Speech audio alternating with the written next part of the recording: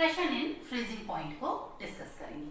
तो शॉर्ट में आपको फिर से रिवाइज कर देती हूँ कि कॉलिगेटिव प्रॉपर्टीज क्या होती है।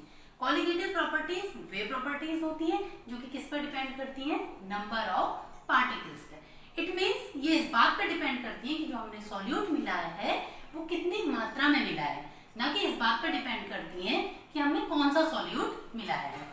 हमने अपने पिछले लेक्चर्स में दो कॉलिगेटिव प्रॉपर्टीज के बारे में पढ़ लिया है। पहली प्रॉपर्टी थी relative lowering in vapour pressure और दूसरी प्रॉपर्टी हमने पढ़ी थी एलिवेशन इन बॉइलिंग पॉइंट। तो आज हम तीसरी property depression in freezing point को डिस्कस करेंगे। हिंदी में इसे हम कहते हैं हिमांक में अवनमन, अर्थात हिमांक का कम हो जाना। ठीक है, तो बच्चों से अगर हम पूछते हैं कि हिमांक क्या होता है या फ्रीजिंग पॉइंट क्या होता है, तो बच्चे बताते हैं इसकी परिभाषा कि वह ताप जिस पर कोई पदार्थ द्रव अवस्था से ठोस अवस्था में परिवर्तित हो जाता है, अर्थात जिस प्रकार से पानी जो है वो बर्फ में परिवर्तित हो जाता है, तो उस ताप को क्या कहते हैं, हिमांक कहते हैं। ठीक है बच्चों, ये तो हमारी जो है ओल्ड डेफिनेशन है। आज मैं आपको इसकी मॉडर्न डेफिनेशन या आधुनिक परिभाषा बताऊंगी। ठीक है, इसे उदाहरण द्वारा समझते हैं। सपोज मेरे पास प्योर सॉल्वेंट है वाटर। ठीक है, पहले भी मैंने आपको बताया है कि वाटर के सरफेस पे क्या होते हैं, मॉलिक्यूल्स होते हैं और इसमें क्या होता है, वेपर प्रेशर होता है। अब आप सोच रहे होंगे कि ये वेपर प्रेशर क्यों होता है, क्योंकि जो ये मॉलिक्यूल्स हैं ये क्या करते रहते हैं, मोशन करते रहते हैं। अब इस मोशन में ये एक दूसरे से भी टकराते हैं और जो हमने पात्र लिया है इसकी दीवार से भी टकराते हैं। अब ये क्यों टकराते हैं, क्यों ये गति करते हैं, क्योंकि इनमें क्या होती है, गतिज ऊर्जा होती है। गतिज ऊर्जा, अब आप सोच रहे होंगे कि इनमें गतिज ऊर्जा क्यों होती है, तो ये क्या है, नेचुरल फिनोमेनन है। इनमें क्या होती है, गतिज ऊर्जा या ऊष्मीय ऊर्जा भी होती है। ठीक है, तो अब अगर हम क्या करेंगे, इनकी ऊष्मीय ऊर्जा को हटाने की कोशिश करेंगे या इसको निकालने की कोशिश करेंगे, तो हमें क्या करना होगा, हीट अगर हम किसी चीज से निकाल रहे हैं तो हमें उसे क्या करना पड़ेगा, ठंडा करना पड़ेगा। तो अगर हम इसे ठंडा करते रहते हैं तो एक कंडीशन ऐसी आती है जब इसका वेपर प्रेशर जो है, vapour pressure of liquid state equal हो जाता है vapour pressure of solid state. ठीक है, तो इसी से हमारी हिमांक की परिभाषा बन जाएगी। ठीक है, वह ताप जिस पर किसी द्रव का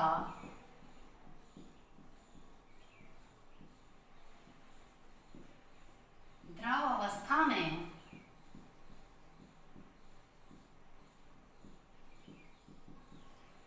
वाष्प दाब ठोस अवस्था में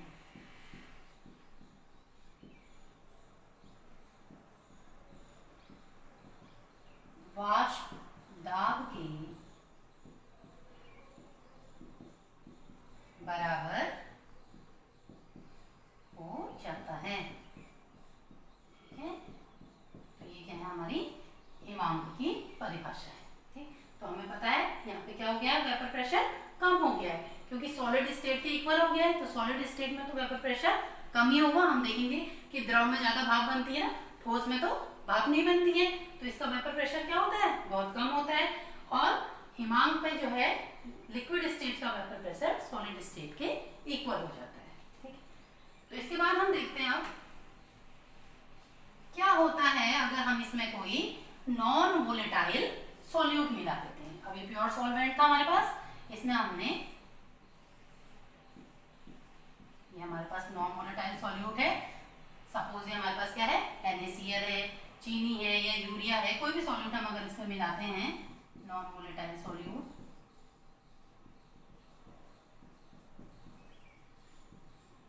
तो हमारा क्या बन जाएगा, जो हमारा सॉल्यूशन बनेगा हम देखेंगे उसमें क्या होंगे, नंबर ऑफ पार्टिकल्स बढ़ जाएंगे क्योंकि अब उसमें नॉन वोलेटाइल सॉल्यूट के पार्टिकल्स भी आ जाएंगे।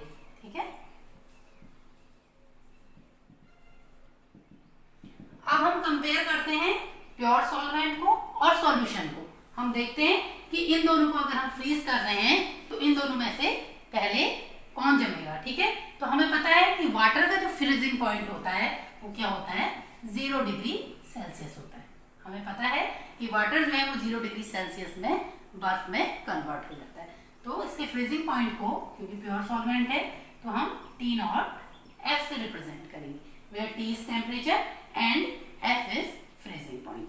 अब हम सॉल्यूशन को देखते हैं, क्या ये सॉल्यूशन भी 0 डिग्री सेल्सियस पे फ्रीज होगा?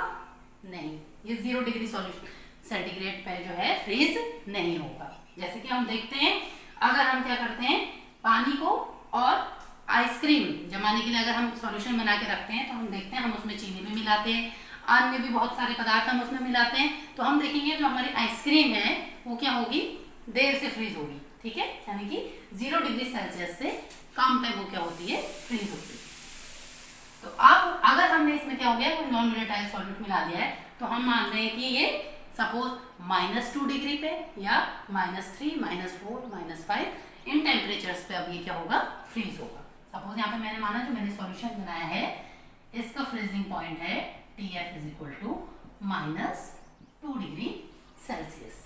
ठीक, अब हम इनका डिफरेंस देखते हैं। इनका जो डिफरेंस है इन दोनों में क्या हो गया, अंतर आ गया है ना, उसी को हम क्या कहते हैं, डिप्रेशन इन फ्रीजिंग पॉइंट कहते हैं। तो 0 डिग्री से यहाँ क्या हो गया है, जो हमारा टेम्परेचर है, फ्रीजिंग पॉइंट है, वो कम हो गया है। इसे हम कहते हैं हिमांक में अवनमन या डिप्रेशन इन फ्रीजिंग पॉइंट। तो इसे हम किससे डिनोट करते हैं, TF से, डेल्टा TF से डिनोट करते हैं। अब जो वैल्यू हमारी ज्यादा है, ज्यादा क्या है 0 डिग्री सेल्सियस और -2 में 0 ज्यादा है, तो हम लिखेंगे पहले T not F minus TF। अब देखते हैं कितने का डिफरेंस आया है, यहाँ पे कितना हुआ है डिप्रेशन फ्रीजिंग पॉइंट में, तो 0 -2 is equal to +2 degree Celsius का इसमें डिफरेंस आ गया। अब अगर हम इसको केल्विन में देखें तो 0 डिग्री सेल्सियस हमारा क्या होगा, 273 केल्विन होगा। ठीक है, माइनस, अब इसमें क्या होगा, जुड़ जाएगा -2 273 में, 273 माइनस प्लस -2, तो ये हो जाएगा हमारा 273 माइनस, इसको हम यहाँ प्लस माइनस यहाँ पे माइनस हो जाएगा, तो ये हो जाएगा 271 इज इक्वल टू 2 केल्विन। ठीक है, तो ये क्या होगा, जो डिफरेंस होगा वो चाहे हम डिग्री सेल्सियस में लें चाहे केल्विन में लें, ये मैं आपको पहले भी बता चुकी हूँ, ये क्या होगा, इक्वल होगा। ठीक, अब क्या किया मैंने, अब मैंने जो नॉन वोलेटाइल सॉल्यूट मिलाया था उसकी मात्रा थोड़ी मैंने बढ़ा दी सॉल्यूशन। तो मैं देखूंगी थोड़ा मैंने इसमें 1 चम्मच सपोज और मिला दिया है, तो अब ये कितने पे जम रहा है, -3 पे जम रहा है। थोड़ा सॉल्यूट मैंने और मिला दिया है तो ये -4 में जम रहा है। इस तरह से मैं देख रही हूँ कि जो मेरा डिप्रेशन इन फ्रीजिंग पॉइंट है वो किस पे डिपेंड कर रहा है, मोलैलिटी पे।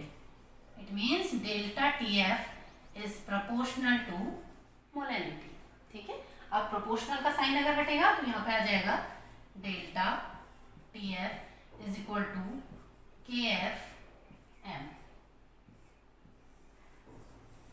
where KF is मोलल हिमांक अवनमन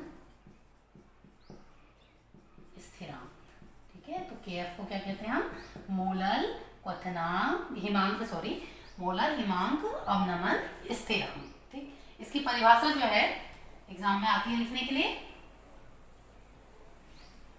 तो इसकी परिभाषा हम किस तरह से बनाएंगे, देखते हैं इसे।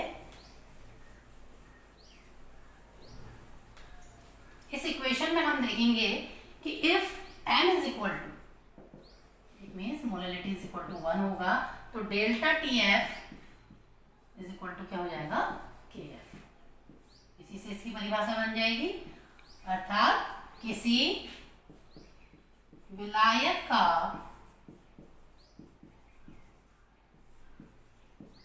मोलल हिमांक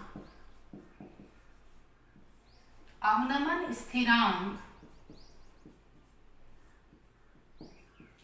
उसके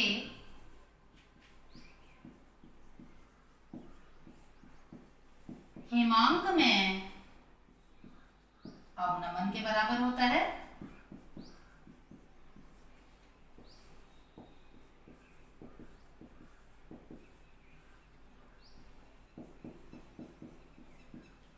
जब क्या हो, कंडीशन है इसके लिए, 1 मोल विलेय 1000 ग्राम विलायक में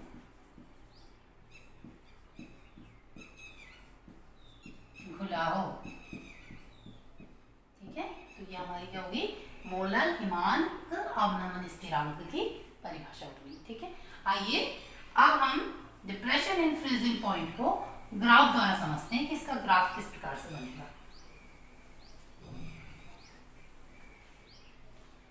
तो हमने टेम्परेचर और वेपर प्रेशर, इनका हम ग्राफ खींचते हैं।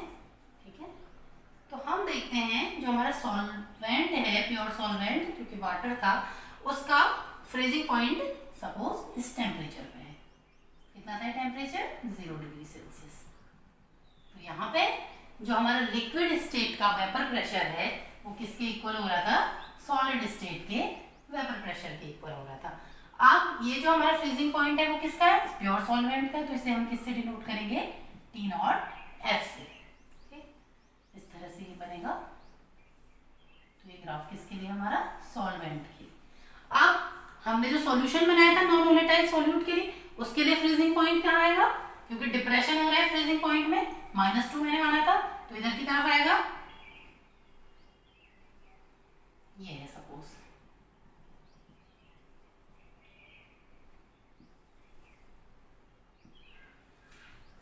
इसको हम TF से डिनोट करेंगे। अब देखते हैं हमारे सॉल्यूशन के लिए जो ग्राफ है वो किस तरह से बनेगा, इस तरह से बनेगा। ये ग्राफ जो हमारा वो किसका है, सॉल्यूशन का है। ठीक है, अब ये सॉल्वेंट भी मैंने यहाँ पे मिला है, तो सॉल्वेंट क्या हो रहा है, अगर 0 डिग्री सेल्सियस पे यहाँ पे फ्रीज हो रहा है तो वो इससे कम टेम्परेचर पे भी फ्रीज हो गई, -2 पे भी फ्रीज होगा, इसलिए यहाँ पे कनेक्ट करा हुआ बना है। ठीक है, कंफ्यूज ना हो इससे।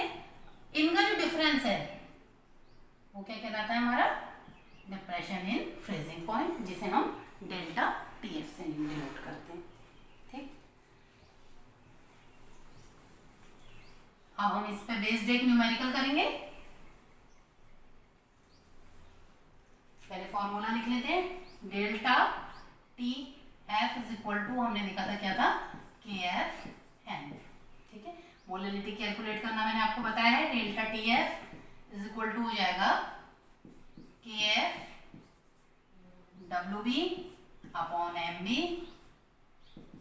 Into 1000 upon WA। ठीक है, तो अब इस फॉर्मूले से इस न्यूमेरिकल को सॉल्व करने की कोशिश करते हैं।